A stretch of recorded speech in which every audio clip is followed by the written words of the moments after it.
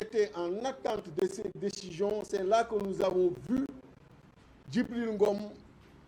être reçu au niveau du palais par le président de la République, confirmant toutes nos suspicions, confirmant aujourd'hui qu'il était au-dessus de tous les responsables de l'APR qu'on pensait étaient les seuls dans la zone à avoir corrompu Djibril Ngom et à l'avoir amené à transhumer et les rejoindre. Mais que lui, le président Macky Sall, et Sonko viendra sur ce qui est prévu pour lui, que les responsables de l'APR, comme le ministre de l'Intérieur, qu'ils comprennent que nous avons fini de travailler avec les avocats et dans les prochaines heures, pour ne pas dire prochains jours, Djibril Ngom recevra une citation directe et il sera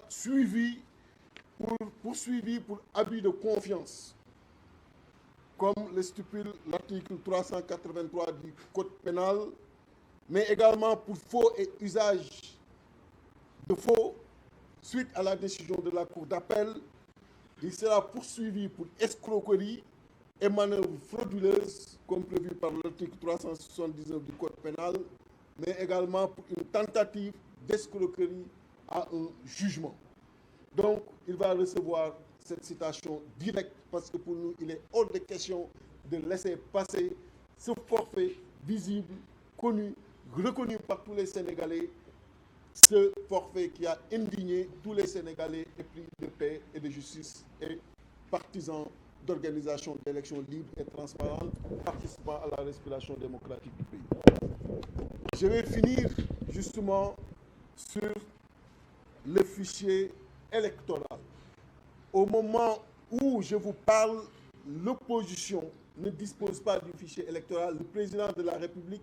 est le seul qui a entre ses mains ce fichier-là. Il veut aujourd'hui définir les règles du jeu,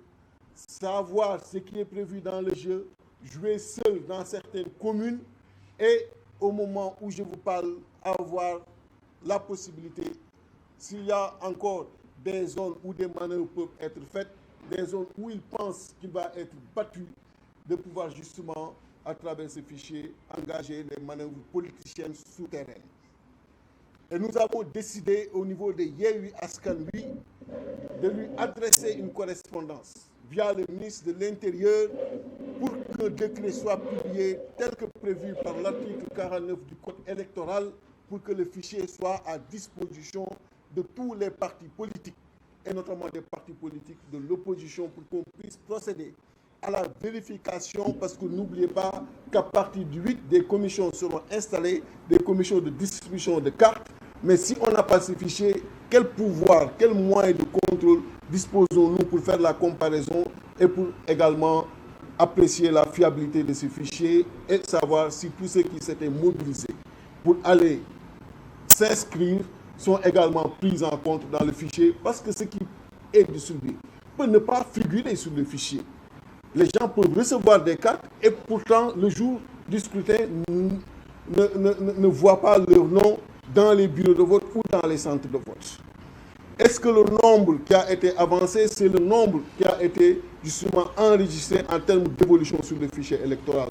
Nous ne disposons d'absolument rien pour faire cette appréciation. Tant que le fichier n'est pas à notre disposition, on ne pourra pas faire une appréciation objective et scientifique. Donc il ne peut pas pour le moment être le seul détenteur de ces fichiers et nous avons décidé justement dans les prochains jours de lui adresser une correspondance pour qu'il soit un gentleman,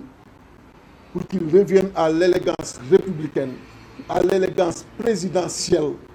qu'il s'oublie et qu'il sache que c'est fini et qu'il organise des élections libres et transparentes et qu'il commence à préparer ses valises pour son départ. Je vous remercie.